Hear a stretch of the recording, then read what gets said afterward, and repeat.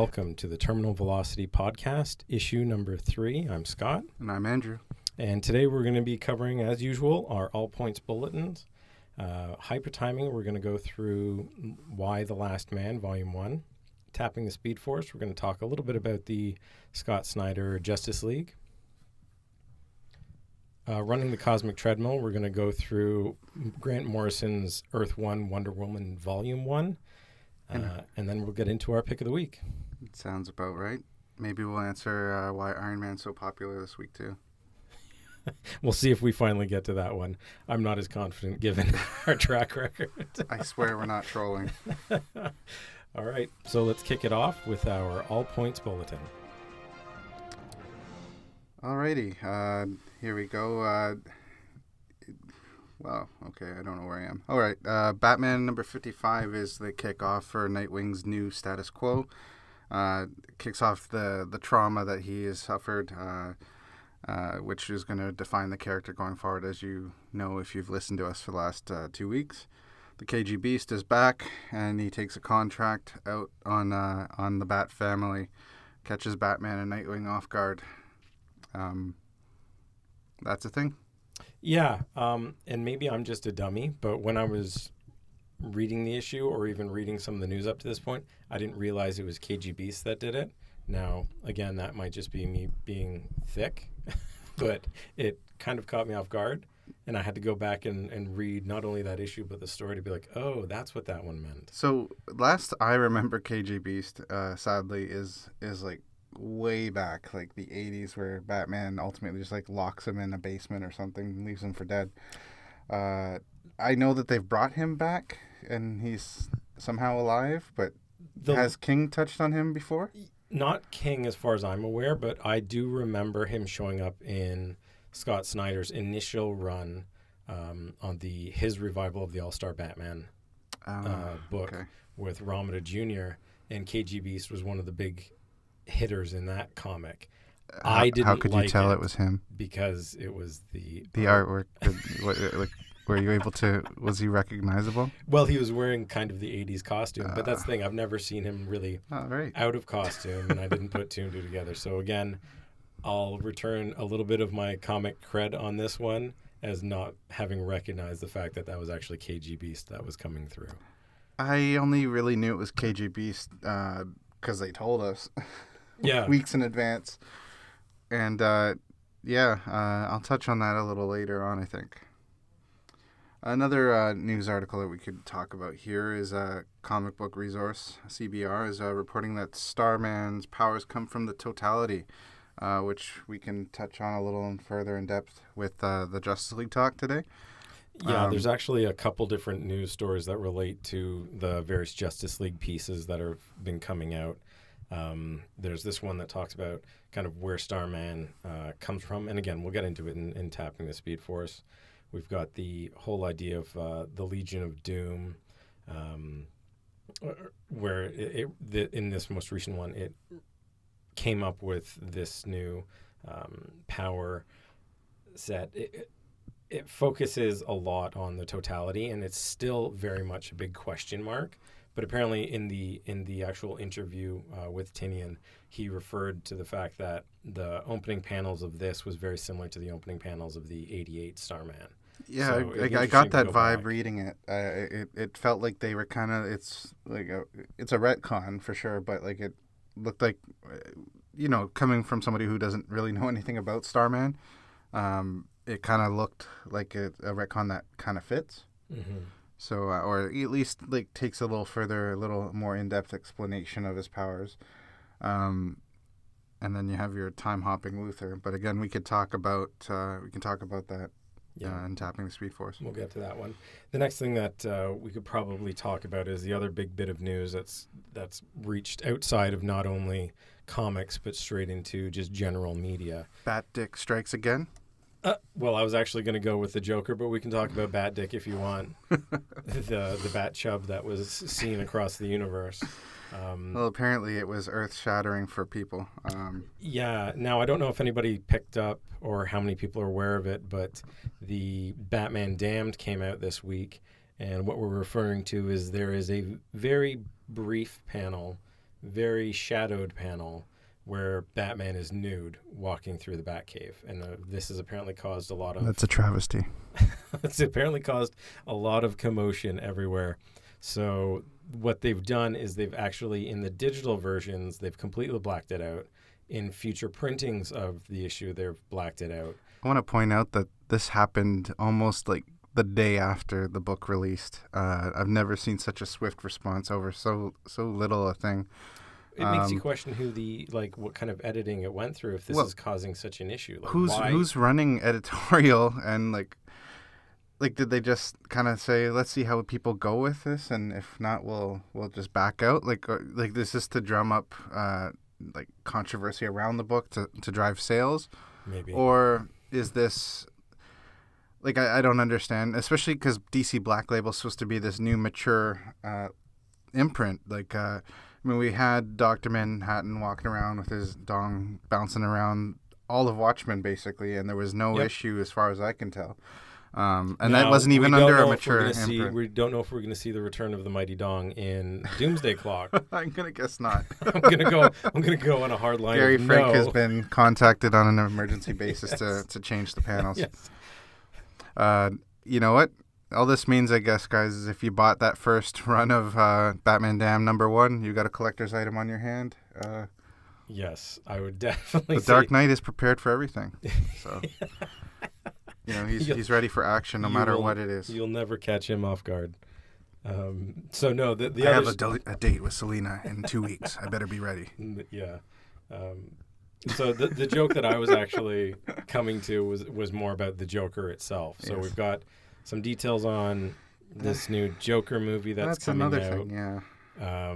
And just quickly on this one, because it relates to DCU, EU, whatever the fuck they're calling it. I believe it's called The Worlds of DC now. The Worlds of DC, that's what it is. Streaming through DC Universe. Because they've really honed in on the marketing that they want for this one. They finished the script. For all those that are anxious for this, they have finished the script on the Harley Quinn movie. Why so serious, Scott? Why so serious? If only it was going to be as good as that. We all know it won't be. Well, so you can tell Warner's thinks that just throwing some white grease paint on and some, I don't want to call it hair dye. I guess it's just like green spray into your hair and make it look greasy, and you're channeling Heath Ledger, allegedly. Well, that's the thing that I don't really understand. So they've released footage of Joaquin Phoenix, not only in Notice I ignored your story about the Jared Leto Joker. Yeah, yes, you did.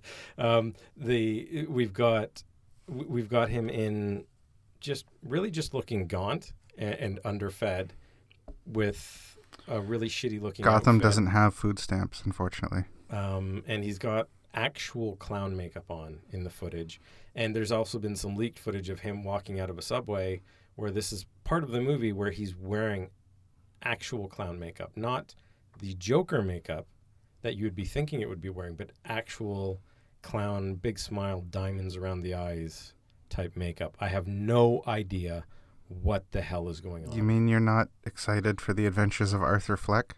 Not even remotely. I'm okay if they're going to turn this into just a cool movie that's got a creepy vibe to it with a guy that's kind of gone off the rails a little bit. This is not the Joker. No, and I think that they're just using the Joker branding to kind of sell this. I don't even think Scorsese's involved with the film anymore. Like they just keep saying Todd Phillips Joker at this point. This is what I was concerned about with this film, is that it was just going to be Joker in name only, per se. Like it feels this. I mean, I'm jumping to conclusions here, but it looks like a film where they've decided to sell his idea using the Joker essentially, and I don't even understand how this fits into the slate of their overall plan over at Warner's. I don't know if this ties in any way, shape, or form to anything they're doing with the rest of their movies, the rest of their prime content. I'm really confused by the whole thing. I don't mind the idea of the the Killing Joke kind of Joker, where you don't know who he is. He was just a really crappy comedian. Really bad things happened to him, and he had a break. And that's where it's gone. I'm okay with that. I have a heavy feeling that's what they're going to lean in on. Well, but for sure. I don't I don't feel like this is. I don't want you to name the Joker. Is really what my problem is. I don't want the Joker named. I Well, don't want 3 Jokers to be running around. I don't want anything like that. I The thought they Joker is learned. just I thought a they guy. learned their lesson from Jack Napier. Like the Joker. The scary thing about the Joker is that you really don't understand or know his origin. Like the Killing Joke may be his origin. We still don't know his name. Mm-hmm. You know, the Joker will tell you many different stories, and just frankly, I feel like to have this movie go the way it's going just shows a lack of understanding of the character of the Joker. I can't accept, a Joker movie without Batman, and clearly there's no Batman here. Thomas Wayne is running for mayor, apparently. Joker might be his illegitimate son, or maybe he's just obsessed with it, or maybe thinks like the idea that he's the prominent rich man's son. Who knows? Either way, I don't like it. No, I don't like it either. And I mean, they clearly didn't learn the lesson of what worked really well in The Dark Knight, which was, I loved the first time they introduced the Joker, and then he gives his origin, and at first I was like, oh, that's disappointing. Then the next time he's on screen, he gives another origin. I was like, I like what they're doing here. They're, changing it up. There is no consistency to who he is. But Scott, how did he get those scars? I don't know, and I don't care. It just made it really, really good. I think I'm going to need to see his identification. I need to know his name. You need to know. I need to know his birthday. I need to know what city he came from. He's not a Gothamite. I will say that I do like the suit. The suit that he's wearing kind of reminds me of the Cesar Romero Joker, which at this point I would be fine to have back. So long as it's, well, I mean, the makeup over an existing mustache would definitely blend in on Well, it what would work. they're doing. In fact, I'm surprised that Joaquin didn't actually have a mustache painted over. It seems like something he would do. It does seem a little bit like something he would do. So, safe to say, I'm not looking forward to it. I'll probably end up watching the movie because I'm an idiot and I buy into all this shit eventually. But I'm not looking forward to it at all. It's going to take a really solid trailer to get me in that theater. Worst case scenario, I wait for Netflix. I don't know. There's just something inherently wrong about this movie. It's gnawing at me. Maybe it's that I'm a fanboy. I don't know, but it's not for me. Another thing that's not for me is they also released this week some test footage or behind-the-scenes footage of the Batman costume that may be seen within the Titans TV show. Oh, yes. So this is going to be something that, presumably, if you've looked at the photos, you realize will be best suited for seeing in the dark, in shadows only. The one aspect of this costume that I do like is the cowl. Yeah, and it's very much the 1992 Batman Returns cowl. Yes. They've just repurposed it, which I'm completely fine with. It's, to date, my favorite movie cowl. Mm-hmm. Maybe they could have refined it so he could turn his head, but because this just the look of clearly it is going to be shot in the dark only from shadows. Yeah, he doesn't need to have. That's if he's even wearing it. To be honest, like I know they did testing where an actor's wearing it, but that might have just been kind of future proofing it. But I feel like this is going to be more either you see him from behind in silhouette, or hanging in a display case. That could be it. That could be it. All I know is the costume itself looks like shit. The cowl looks amazing, and it's following Fuck suit. Batman. Yeah, it's following suit with the rest of the things that are going on in that whole series where I don't know who this is for. I don't know who's going to watch it.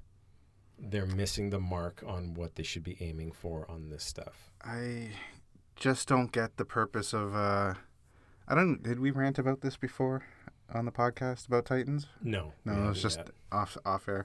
I can't to go this dark, this gritty with Titans just literally makes no sense to me. Anyone who's even read the darkest Teen Titans stories, again, this is missing the mark on dark and gritty. It's almost like I'm getting lost in this.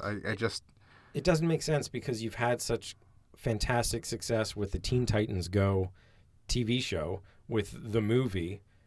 Young Justice got it right, and they're debuting that as well at the same time, like on the same service. So it doesn't make sense. I don't know what audience they're trying to pull in doing these different things. It's not an audience that I'm a part of. Yeah, I'm gonna say probably the same thing here. This is a really negative start to this Yeah, we've gone podcast. heavy on the ranting here. We started off we must be in a bad mood. Yeah. Switching into a good mood, this was really positive news that I was looking forward to and is obviously a no-brainer. The heads of Disney have decided that Kevin Feige, I might be saying that wrong, is actually going to be in charge of the X-Men. I believe it's Feige. Feige is going to be in charge of what is happening with the X-Men, which gives lots of positive feelings for getting them into the proper MCU. Oh, there was no doubt about this. And being handled properly. I feel even just the acquisition of Fox played heavy into them acquiring X-Men and Fantastic Four and whatever other ancillary characters that are in Fox's vault. No, I mean, I don't think that Disney acquired it just for that, but I think it played a big role in it. And I wouldn't be surprised if the MCU already had kind of a backup plan if this merger were to go through, which it has. Mm-hmm. We've seen that in the past with Spider-Man when they weren't sure if they were going to get the shared rights. They had a plan with Black Panther, and fortunately, Spider-Man did play out, and they ended up having a success with Black Panther as well. So it double score for them, right? Mm-hmm. But I don't know. When do you think the earliest we'll see X-Men show up in the MCU? Well, sure shit, we're not seeing them in Avengers 4. That's not likely to happen. I think that there could be maybe subtle references to maybe even Mutant Kind and Avengers 4 at this point. They might be able to drop They're something still like that. in reshoots at this point. Yeah, it's finishing reshoots. Like what you would be talking about here is significant reshoots and, tweaking of scripts and everything like that to really shoehorn them in. But I think we're definitely not seeing them for Avengers 4. I wouldn't be surprised if we start to see them come in the subsequent movies a lot faster. I also think, and I'll just throw this out there, so it's that idea, you got it here first. I think Xavier is going to be explained as having masked the identity, like the existence of mutants using his telepathy worldwide.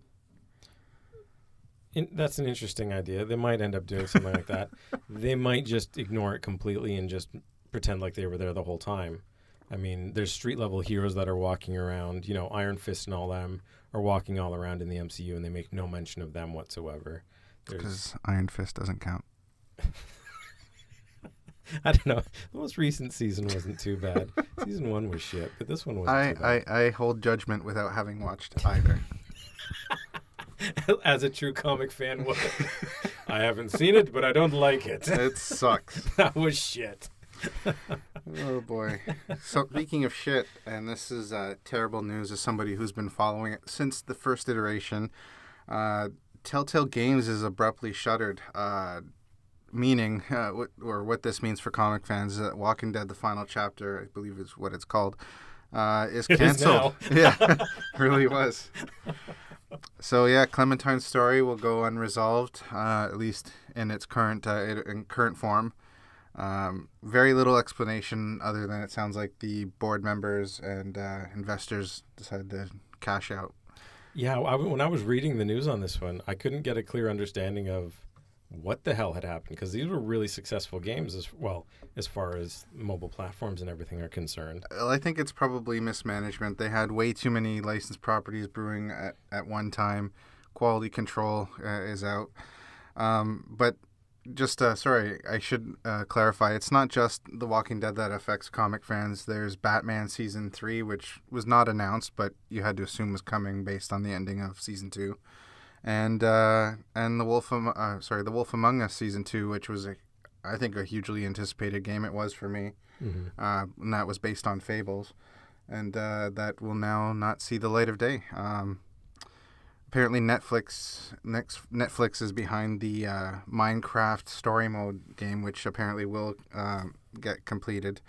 But I don't know what else to say, but it kind of sucks. Yeah, I mean, they were also going to be working on a Stranger Things version, which would have been really interesting because that's... And that was a recently announced acquisition, so this really feels like a hit and run type, kind of like the investors must have seen the paint on the wall, and they just said, screw it.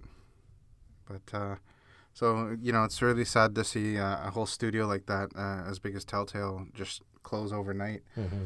So hopefully they find other work. They're very talented people. Yep. Hopefully they do. One other piece of news that I thought was interesting, only because it seems to be a running track record for anybody that takes over or hands off the Daredevil material. Charles See, Soule, you have to read the Bendis Malieve run. I'm going to have to read it. Charles Soule continues the tradition of handing off Daredevil in really shitty scenarios from one creative team to another.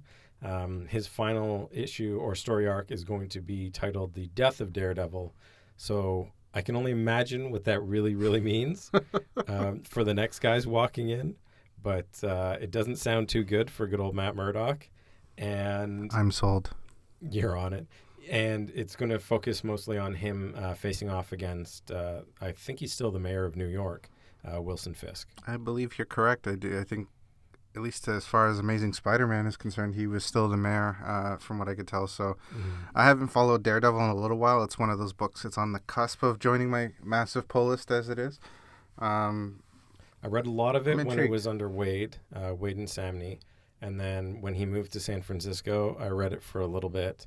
And then his identity was totally opened up and everybody knew who he was. And that's when I dropped off, because as far as I'm concerned, that's kind of the death of Daredevil as soon as you start to do that kind of public outing of a superhero's identity where it doesn't make sense. I don't know. I never read that run. I dropped off when Brubaker finished his run, which was stellar. I have to go back because for the show I plan to reread the whole early run all the way from Kevin Smith to Bendis to Brubaker. I just remember having very fond memories of that run, and it's going to be hard to top that for me. But I'm curious, so I might actually pick this up. Yeah, I don't think I will, so you'll have to fill me in on the details. Fair if enough. I'm completely honest. Some quick mentions. For the news, Fantastic Four have a new headquarters for Yancey Street, which looks like kind of like a low-rise condo type building and I guess each member has their section of the building. This I don't know what the hell's happening here. Why bring them? It's called. Why are they back? Dan Slott changes things for the sake of change. Baxter Building. I mean, it's just so stupid. I thought Parker Industries was available. Oh wait, sorry, Doc Ock owns that building now. My bad.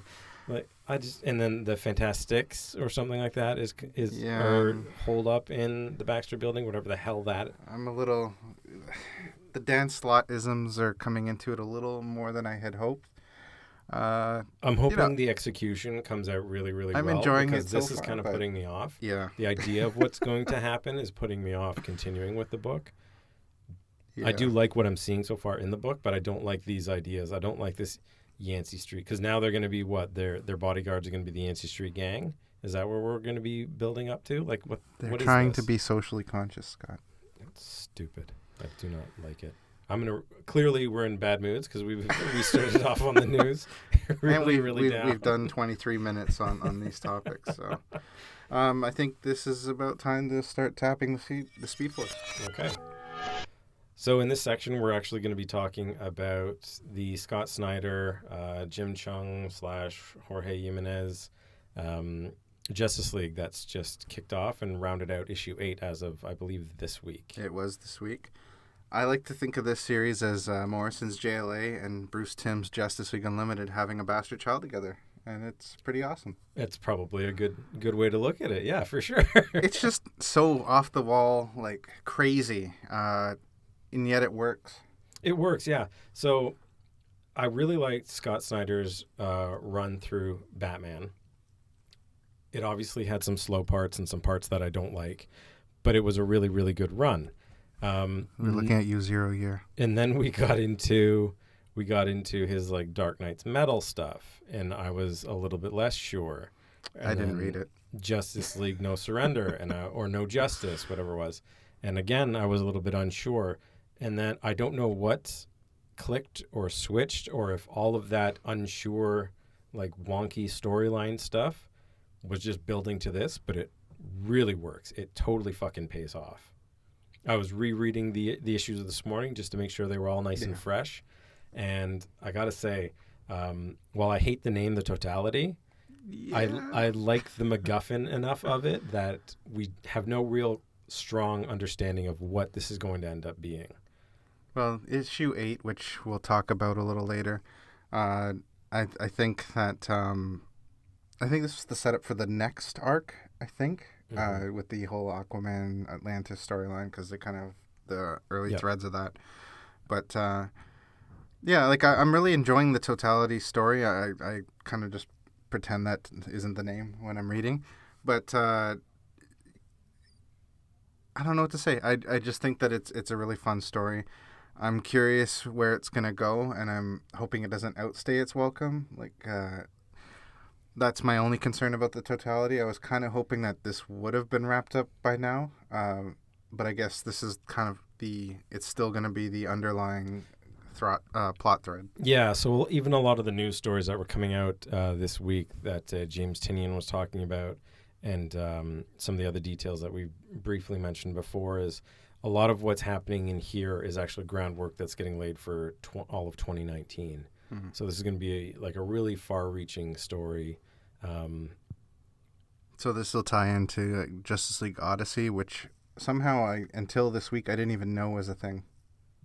I'm sitting here blank-faced because I don't know what you're talking about. So there's a new Justice League book coming out called Justice League Odyssey, starring Cyborg, Starfire. Who else was in there? It was a couple weird options, but it was it says that it's spinning out of the events of Justice League No Justice. I think it was the cosmic fairing thing, and I was hoping you knew what it was. No, I obviously haven't been staying on top of that one. That one, I'm completely unaware of what that is. Yeah, it's starring the Jessica Cruz Green Lantern, who's I don't know, she's been missing, in I guess the Green Lantern storylines, and it looks like Azrael. What the fuck? A golden bat armor with a flaming sword. I assume that's Azrael. I would assume so.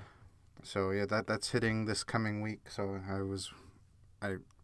having not read No Justice, I was hoping you knew what it was. No, I picked up a few issues of No Justice. Like I say, I wasn't enjoying the storyline, so I was worried about how things would go. I don't know what to make of that. Sorry, I threw a wrench into things here. I think that the success of Justice League is giving them delusions of grandeur here with Justice League and the branding. That's my big worry now, is that I don't want them to stretch themselves too thin. They've got enough of a massive story to be dealing with. They've obviously got enough core group of characters to be dealing with.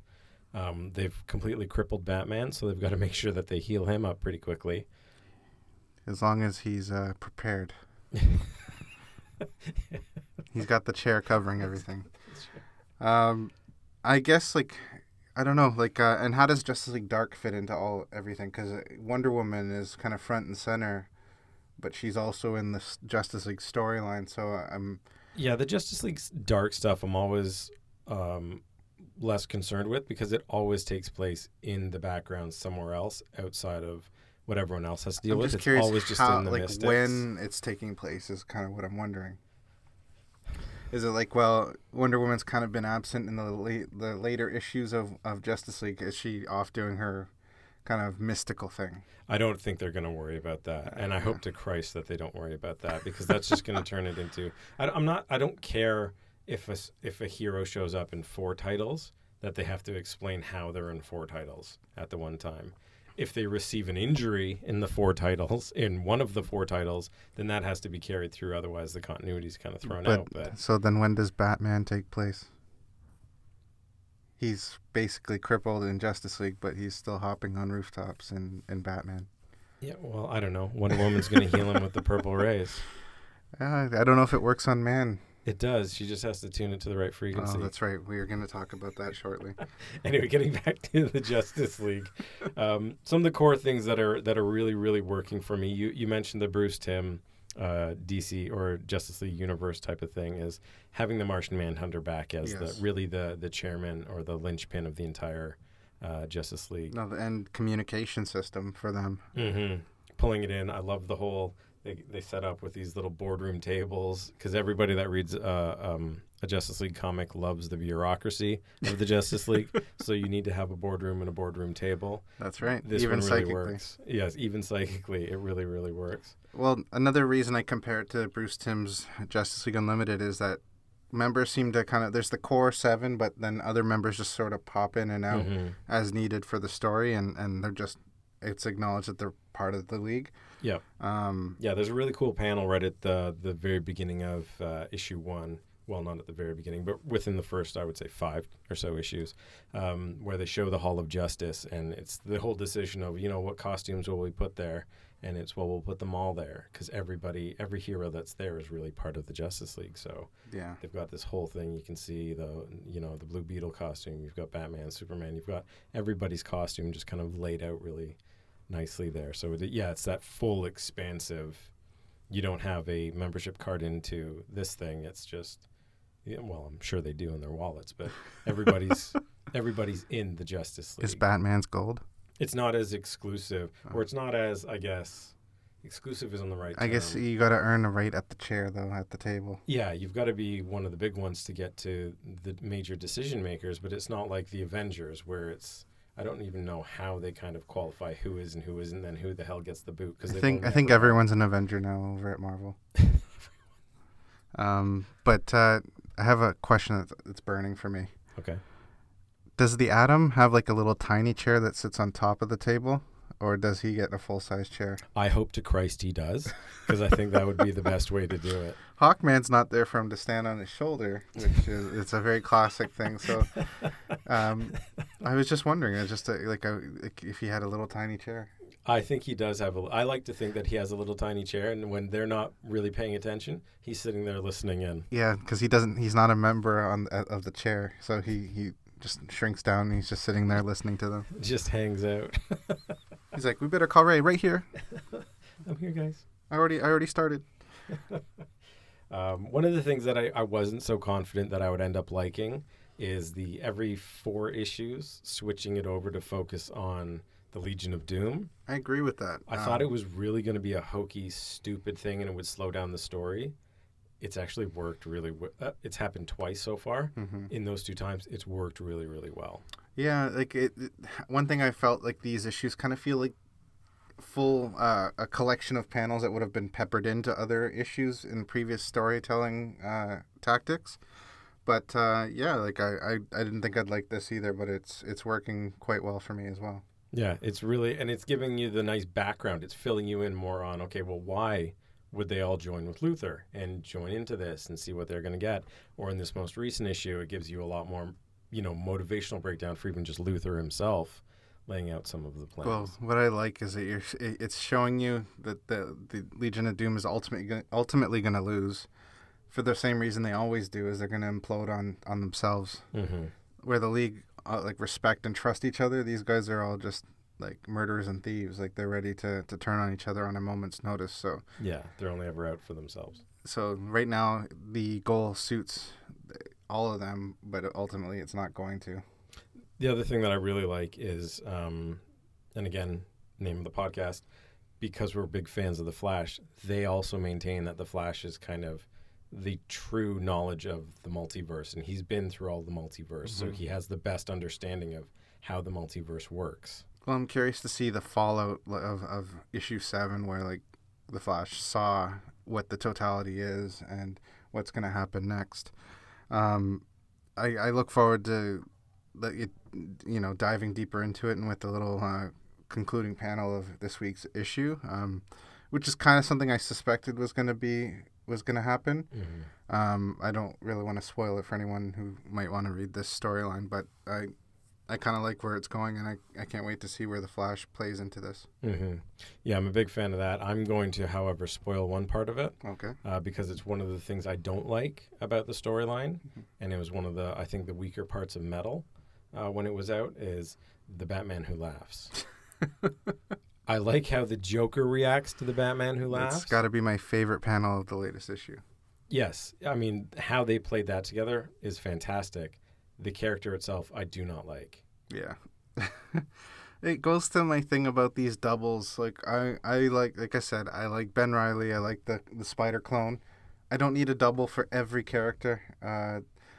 In this case, if anyone's wondering what the Batman Who Laughs is, it's kind of like a dark universe, dark multiverse version of Batman who's basically the Joker, but it's Bruce Wayne. Yeah, so he's not. He's not the Joker in that he just does chaotically actions because those are part of his plans. He's actually methodical and still as strategic as Bruce would be in the normal universe, but very twisted and has no sadistic morality whatsoever. Yeah. Scary, like on paper, a scary character, and might play out quite well in the long form of the story. That being said, I don't need like an evil doppelganger of Batman. I thought we had that. I don't with need one that Owlman. wears spikes over his eyes with weird leather fetish. It's like out of Hellraiser. It's right out of Hellraiser, and it makes no sense whatsoever. I'm not a fan of the character, and the fact that he's in it, I just don't like how they've played this through. Well, he's gonna screw over Luthor, and he's basically telling Luthor he's gonna like turn on you. Yep. I'm here, just so you know, I'm in this cage because I want to be in this cage, and when I want to get out, I will get out and I will do whatever plans I have in place. Just don't get in my way, is basically what he tells him. Well, I have to say I really enjoy this book, and I gotta ask you, Scott, which artist do you prefer? Do you prefer Chung or do you prefer Jimenez? I prefer Jimenez. Yeah. I think I like his Grodd. I thought looked really, really cool. I love the way he draws the Joker. Mm-hmm. I really love the way he draws the Martian Manhunter. I much preferred the art in those middle issues as opposed to the bookend issues. And the funny thing is, I would have thought going into this that I would have preferred Jimmy Chung. Like Young Avengers was amazing when it was when it actually shipped. Mm-hmm. But yeah, I have to say that I prefer Jimenez. Sorry, I apologize for mispronouncing that. But I like, it's almost like a frenetic quality to his art. Like it's an exaggeration and perspective that I really like in it. Yeah, he's got it's really dynamic panels. Like his Luthor Superman, like that that face was just creepy as fuck. Like yeah, and it was perfect. When the Joker takes over the Martian Manhunter and his whole face changes. His art is just absolutely fantastic. Well, I think he's drawing Adventures of the Super Sons, I think. He was drawing those. I don't know if he still is. I'm hoping he comes back on this book. I think he should be the artist on this book. Yeah. I would be tempted to follow him over to Super Sons if that's where he's going to be. I'm very tempted to do the same because it's like I say, the dynamic, the panel layout. You never get lost in what's happening. That's true. There's a lot of different in a few of the issue 1 and actually in issue 7, I guess it was. There were some times where I didn't really understand what was happening in some of the panels. No, it was a little bit blending in too much. Mm-hmm. But in his work, it's not a 9-panel grid. It's not a 6-panel grid. It's none of that kind of stuff. He still does full page splashes, and it all blends in. But you can follow it nicely. I'm gonna throw something out there. Actually, instead of Justice League, what about him on the Flash? I would love that. I feel like his style would be perfect. His style would be fantastic, and I think if any artist could subtly get away from that shitty fucking costume he's currently got and bring back the classic, I think he could do it. You don't like the lines? I don't understand lightning coming from a forehead. I don't understand it. It comes from either side of the temples. It's the dumbest design. That's how the Speed Force works now, Scott. The Speed Force works. Well, the Speed Force is broken, so it should be reflected in the costume. That's true. I guess so. It's cracking at the seam. Yeah. Okay. So that's a strong recommendation. I would say anybody pick those books up. You should still be able to find the vast majority of them in your local comic shop. Yeah, definitely. I don't think it's been collected in volume yet, but I would expect that to be coming out fairly soon. I believe that was solicited for November, if I'm not mistaken. I was going to say, you could probably look for it around the holiday season to definitely be picking that up. So that's a strong recommendation from, I think, our podcast. All right. So I think we're going to move into HyperTiming next. And that's where we're going to focus on Why the Last Man, Volume 1, which collects, I forget which issues that collects. It's issue 1 through 5? 1 through 5 or 1 through 6, Yeah. something like that. This is one of the old Image collections that before they started doing the big... it's Vertigo. Oh, Vertigo, sorry. Yeah. Sorry. It feels like it would be an Image indie book, but it's hard to believe that Vertigo used to be amazing. Yeah. I'm getting it confused with Saga now, which is running through the Image label. True, so yeah. Apologies on that one. So Why the Last Man was written by Brian K. Vaughan, who at this point is now legendary status in the comic industry. And I believe it's I forget the artist's name. I think her name is Gia something. Pia Guerra. Sorry, I don't know if it's a man or a woman. Sorry. I believe it's a woman, Pia Guerra. It's the story of Yorick Brown, the last man on Earth. Basically is what it is. Him and his monkey Ampersand wandering around, and really he's just trying to get to his girlfriend in Australia. Well, basically, yeah, like it's an unknown plague or pathogen or something has caused all the men of the world to drop dead simultaneously.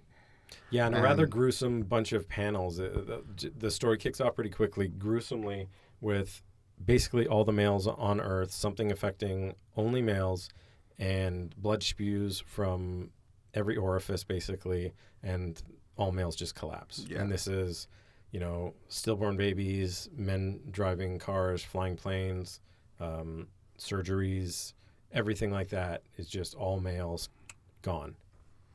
And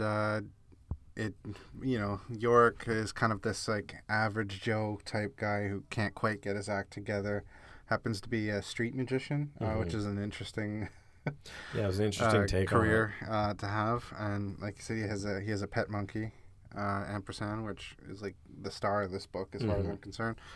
But it's basically like Peter Parker without spider powers or responsibility or anything. Yeah, but even more reluctant to do the right thing. Yeah. Like he's still very much just about himself. The story plays out. Yeah. The story plays out over, I believe, 60 some odd issues. It's a 60-issue run. So there's, I think, 6 omnibuses, at least 10 or so volumes. So obviously this is the first one. His whole story plays out through that. He really is. I want to say he's really self-absorbed, but he's not. He comes across that way, and he comes across as a really just aloof and an idiot and a bit of an asshole. Because he's kind of a fuck-up, but like he kind of grows with the plot. I guess in discussing Volume 1, he doesn't quite. It's kind of like this one man kind of having to navigate a world where suddenly all men are gone, and it places like a value on his head that in some instances I think is very high and not so high in others.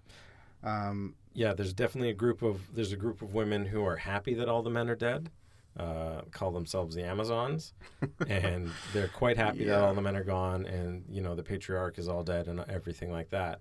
And then there's the other group, or I would say the rest of the world, that's kind of more upset with the fact that men are gone, not because we're great or anything like that, but because it means that this is going to be a serious issue for the survival of the species. Yes. Which is really what the entire story is about, is the true, survival of the species and the whole play of male versus female. This is also picked up, I guess, a little bit later in the next topic that we have with the Wonder Woman book. But in this one, the male versus female. And the thing that I really liked about this one is at one point he gets through to the government because his mom's a senator. So he makes his way all to Washington. And it's not like, oh, the men are dead, kumbaya, all the world's problems are going to be fixed. It's still, we've still got Democrats and Republicans, and it doesn't matter if you're male or female, crazy's crazy, and people are still going to try and kill each other over the dumbest little things. Well, even like the mother character, the congresswoman or representative, she they literally established that there are, in just her introduction, that there are different types of people, and they do it in like a kind of a subtle way, where she's anti-abortion but pro like it, but she agrees with like the plan B type pill. They're just kind of like using that sequence just to kind of establish that there's going to be conflicting views amongst women throughout the story. I'm tackling this again from a nostalgic point of view because I haven't reread this recently, but this was probably the first indie book I ever read, and I have to say that I was pretty hooked on the story all the way through. Yeah, I would definitely say that if you're a fan of current Brian K. Vaughan, whether it's Paper Girls, whether it's Saga, whether it's anything that he did through The Private Eye, which Buffy is season 8. which is a really strong recommendation I would have. You can see everything in these current issues or in this comic that built him into what he is now. The pacing, the character development. The dialogue. It's very... one thing I did glance over the first couple pages, and it's very snappy. It's really very evident witty how strong dialogue. he is. And like you can see why he's a superstar at this point. Yeah, it's really evident just how strong he is, and I know he's had the benefit of working in other mediums. So I know he's done some work on TV shows. I know he's done, I believe, some other prose work. But it's real evident just how strong of a writer he is when you just start reading right away, and it feels different than other books. You can tell a seasoned writer from more of a novice, even if they've been reading comics for a long time, and even if they've written a couple series before, this just feels very different from that. Well, and I will mention that this is Why the Last Man is finally being developed into a television series, and I think that's going to be great. I think that this story fits a long form storytelling, because there was talk of it being a movie at one point, which would have been a disaster, I think. But I would say, honestly, read this book first. It's not going to ruin the TV show for you. If anything, the TV show will probably enrich your feelings about the book, and it's something you should definitely check out. Yep. I have my notes here, and I have a list of things I like and things I don't like. Okay. And in things I don't like, I have nothing. Well, there you go. I literally have nothing in this that I don't like. You had me there for a second. I'm don't like. Which part? Everything is paced really, really well. It's just a really strong story. Now, I'm cheating a little bit because it's not just volume 1 that I'm thinking about. And same. I'm thinking about it through to its entire completion. But I will say volume 1, which is how I read it the first time, was the trade. Yes, same. And I immediately had to go out and buy volume 2, 3, 4, and 5 at the time, because it was still running. And I couldn't wait. It was one of those like kind of life-changing books as a comic fan. And like I said, it was my first kind of indie book that I ever kind of, even though Vertigo's on that line of indie, probably it's that indie style, yeah. And like it changed the course of my reading. So I would say that you definitely should check this out. Yeah, if you read this and you don't like it, you don't like stories. Is basically what it comes down to. That's what I'm going to say. Well, I think that's a good chat for volume 1. I think so. I think too. we'll revisit this one down the line. Yeah, I think so. I think as the show comes out, maybe we'll do a more in-depth kind of look as to comparisons. All right. So I'm going to say it's time to tackle Running the Cosmic Treadmill. Okay. Getting into Earth 1 Wonder Woman Volume 1. It's a bit of a tongue twister. I think I got the title properly. Yeah, it's written by Grant Morrison and drawn by Janet Paquette, I believe is how it's pronounced. I'll let you go first. Yeah. What can I say? It's a modern retelling of the Wonder Woman origin, in which she comes in. It's basically introducing Wonder Woman in a modern world, and with that, it gives us a little flashback to how the Amazons were formed. And it's almost like a fairy tale style of writing and drawing, showing Hippolyta. She's imprisoned by Hercules, this like hulkish brute, all her I guess the females of her village or whatnot are all in prison, and you know, not to put it lightly, they're under the threat of being raped and taken over as Mm-hmm. captives. And it's not that's not the basis of the flashback. It's kind of showing her reaching out, or at least calling out to the gods, or Aphrodite, I think is Yep. the god particularly mentioned, to find the strength to kind of rebel. And it's about her basically fighting back, killing Hercules and all the Amazons, becoming Amazons basically, Mm-hmm. overthrowing their captors and going off to create Paradise Island. Yeah, to really take themselves away from the world of man, which is something you hear ad nauseum, I would say, in the entire story. Yes. Is the world of man over and over and over again. So it was an interesting. I don't want to go into too many like spoiler details about the book, because I do think it's a worthy read. But I will say a couple points. I like Morrison's take on the Wonder Woman origins and bringing it forward as if it happened in modern world. I liked that Steve Trevor is now black. I'm not usually a fan of changing a character's race or creed or any of that kind of stuff, but there was a purpose to it, and essentially when there's a flip where Steve Trevor kind of sides with the Amazons towards the end of Volume 1, it's kind of explaining, because he's portrayed as being very loyal and patriotic. So to explain his switch to siding with Wonder Woman and the Amazons, it's not just because he's in love with Diana. It's because he kind of sees that they're the one and the same. Like, he comes from a background in which his people were enslaved at one time during slavery, and he kind of relates to that. On top of that, Diana saved his life. Yeah, and they never even they don't really get into the aspect of, well, does he love her, doesn't he love her, because it's not something that actually relates to the story, which is something I appreciated. He had the lasso of truth, and Hippolyta asks him, "Do you lust for my daughter? Do you lust for her?" And then Wonder Woman gets all upset.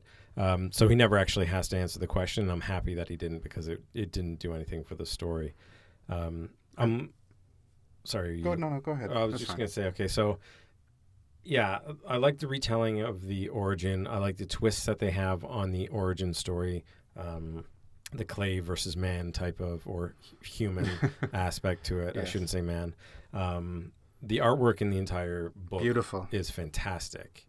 Yeah, I've always been I've always been a fan of Paquette's artwork. It's he draws very beautiful women. Mm-hmm. Sometimes it's a little exaggerated, but it's very it's not done in such a gratuitous way that it's just TNA. It's very stylized. Mm-hmm.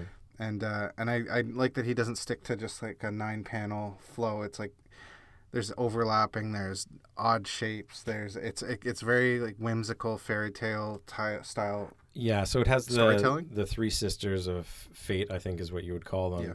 Yes. Through the entire story. So you'll be reading, and then all of a sudden you'll get to pages where there's like gold string going over the page. It's supposedly to help you read what's going on. I found the layouts to be really confusing. Now, again, I might be a little bit thick. Okay. I normally don't find Grant Morrison work to be too confusing. Okay. I found a lot of this to be very confusing and all over the place. I didn't feel his handling of the sisters to be as good as, say, Neil Gaiman's handling of the sisters when he's working through in Sandman. Fair. It's a fair argument, and I guess it's something I kind of overlooked. I read it on Comixology, where it kind of just guides you, mm-hmm. which kind of takes out part of comic reading. But yeah, if you were to, I hate using guided view on Comixology. So if I use it, just get the full page at the time. That makes sense, yeah. And so reading it was a little bit haphazard because it doesn't seem to flow quite as nicely. Yeah, that's a good point. I really didn't notice that because I guess I did read it with the guided view, so that part didn't really stand out to me. So maybe that's what made it so much more confusing for me, because I was reading some of it and thinking, okay, I'm either really tired or I'm really dumb because I don't really know what's happening here. So unfortunately in this one, I'm not as big a fan of what this was. I like the twist on the origin. I didn't like the heavy-handed world of man being terrible because of men aspect to it. I feel Why the Last Man handled that kind of concept a lot better. than this one. It's not just, men that are terrible. Because if you look at it and you read back at the story, I mean, Diana's mom releases Medusa to try and get her back. So she ends up killing a whole bunch of people needlessly. Yes. For no real good fucking reason. And all of a sudden it's just men are terrible. I don't know. I had a problem with that one. I didn't necessarily like the trial structure to tell the story of kind of what happened. I think it may have worked actually better if it had been a little bit more linear. In sequence, yeah. Yeah. I can kind of agree with that criticism. Like I said, with the guided view, it kind of made it a little more flowing, I guess. And it's not my favorite Wonder Woman story. It had interesting elements that I really enjoyed, and I stand by it being a worthy read. This volume 1 with this imprint, the Earth 1 imprint, it's kind of very much like, it's like written so that it's like you get a trade paperback as your issue 1, but when you say that with this particular one, it felt very much like an extended issue 1. So not really like, it was complete, but it didn't feel like a complete story. It felt like a complete issue 1, just that's 100 pages, Yeah. I would say just a standout character. It was an interesting change to the Etta Candy character, or Beth Candy as she's referenced in this. I found her to be kind of a fun character. Shit! You and I are on totally opposite ends on this one. I don't know. I just thought it was interesting to kind of turn her into. It was kind of like, I would say it's like that movie that my wife watches, Pitch Perfect. It seemed like it was that group of girls. I actually have that written down in my notes. The Beth Candy character reminded me of Rebel Wilson in a forced way. That's the thing. As soon as she came walking out, hilarious. I was like, okay, that's her. That is exactly who that is. I was trying not to name drop, but yeah, basically, it is Rebel Wilson. I don't know. I just enjoyed that kind of version. It's like this, just we're dancing around it, but it's a fraternity that Diana saves from falling off a cliff on a bus, and they kind of bring her into the fold of the I forget what it was called, Beta Lambda Delta or something like that. And it's how they explain Wonder Woman having kind of her costume. It was like a glammed up and this is one of those things dominatrix type outfit, but it was based on her like normal clothes. She had like yoga pants and like a halter top or something. I'm wondering how some female readers may have thought that, because she gets her literal makeover at a makeover type scenario. Yeah. And I thought that was stupid. I really didn't enjoy that. The reason I enjoyed it, and it's like I feel like it was Morrison's attempt at respecting the underlying history of Wonder Woman and its inception. Was it Professor Morrison or whatever the hell his name was? Sorry. Is like basically, it's heavily implied that the history of Wonder Woman is deeply inspired by his personal life. With heavy BDSM stuff, bondage and submission, and I felt that it respected that element in the history, but making it a little more overt than it maybe was in the original printings. I'm gonna keep it brief, but basically, I thought it was a decent first issue. I would certainly check out Volume 2. That being said, it's not my favorite interpretation of Wonder Woman. I still think that it was Volume 2 of the Wonder Woman series is still my favorite interpretation of the character. I am on the opposite end of this one, where I would say, usually I'm a big fan and say read whatever Morrison's writing. This one is a solid pass on me. I won't be picking up Volume 2. I did not enjoy this enough for it to warrant anything in my books. Fair call. Okay. All right, so we're running long, but we're going to quickly get into our pick of the weeks. We always run long. Yes. So I'm still a little bit torn on my pick of the week. When I saw the week's solicit, I thought for sure, oh, boom, I know exactly what my pick of the week is going to be. And then I ended up reading a few things, and I wasn't as solid on it. It's solidly between two books. I think I'm going to land on, and I have landed on, Black Hammer, Age of Doom. I know if you listen to the issue or our issue where we covered Black Hammer, then you know my thoughts and feelings about how strong that book is. Okay.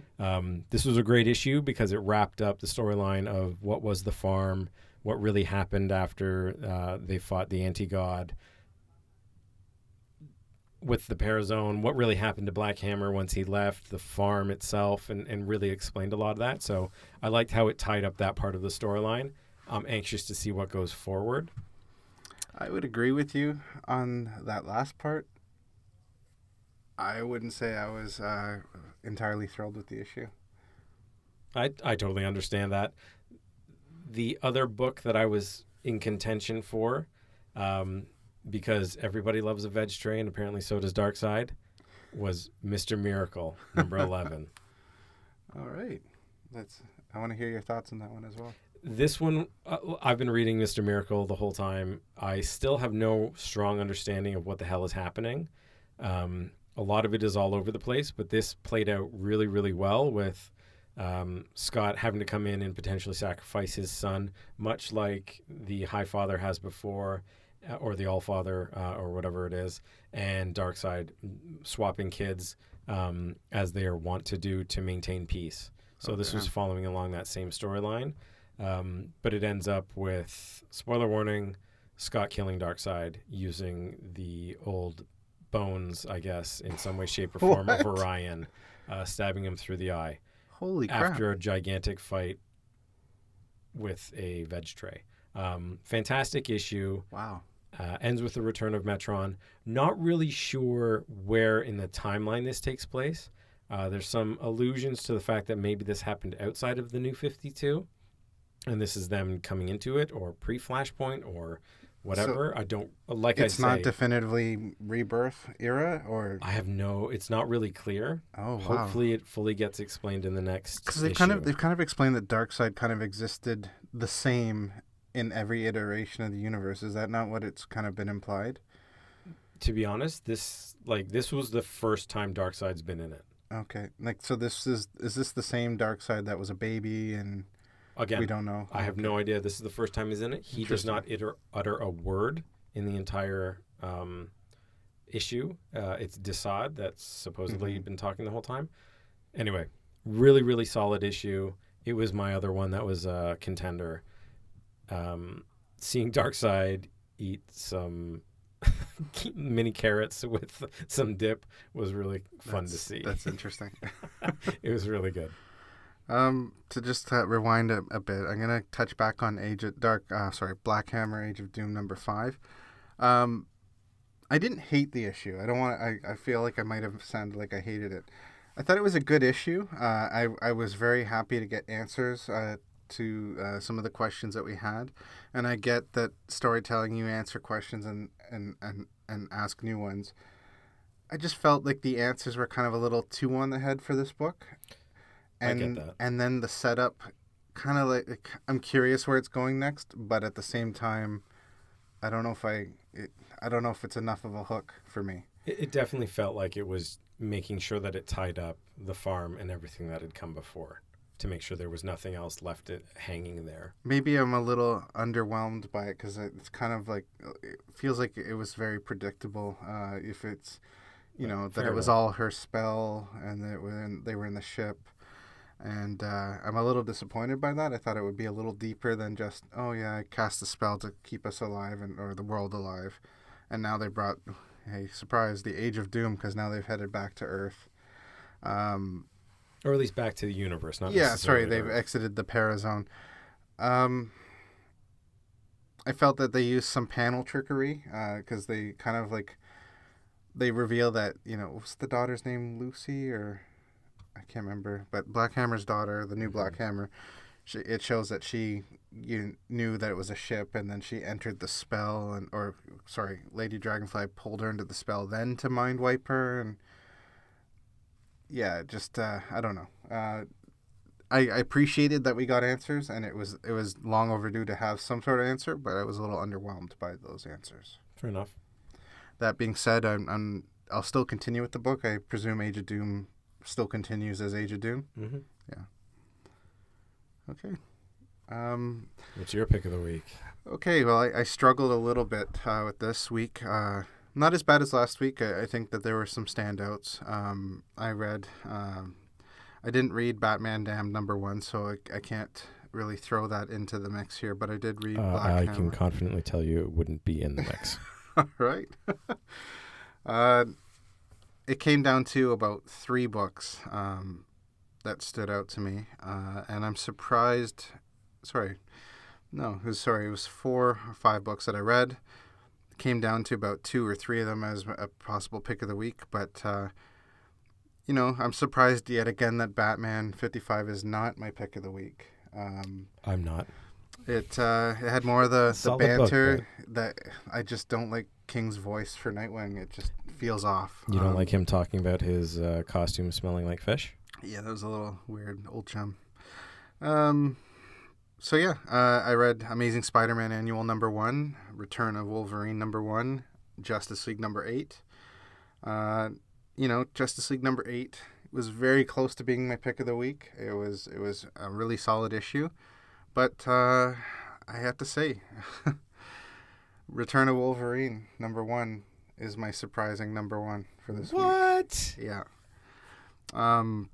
I don't mean to have just broken people's ears there, but what are you talking about? Go ahead. I am a sucker for Wolverine. I like think a it's good very Wolverine much- story too, but this wasn't it. I enjoyed it. I can't explain it. I just the return of Logan. I think there are elements that are peppered in here that kind of restore the character to status quo. He's kind of struggling with memory, which is something that's been missing from Wolverine for probably 15 years. Was a huge appeal is that he's got to kind of figure out who he is, and this has kind of hit the massive reset button on the character. Steve McNiven art is always pretty cool. He's trying a different style here a little bit. It's a little more raw, a little more grittier. I like that Logan's kind of popped into a situation where he has no clue what's fucking going on, and it's describing that he's got parts of his personality locked away in his mind, which is not unlike his past. It's a little more on the nose with showing them in like prison cells and whatnot. That was going to be my question. How do you feel them handling his personalities like they do as if he was Legion?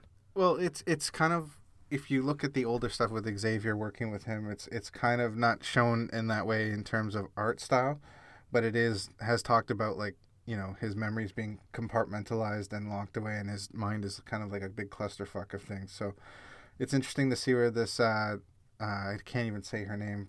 Persephone or whatever her name is, seems to be pulling like an Xavier kind of thing with Logan here.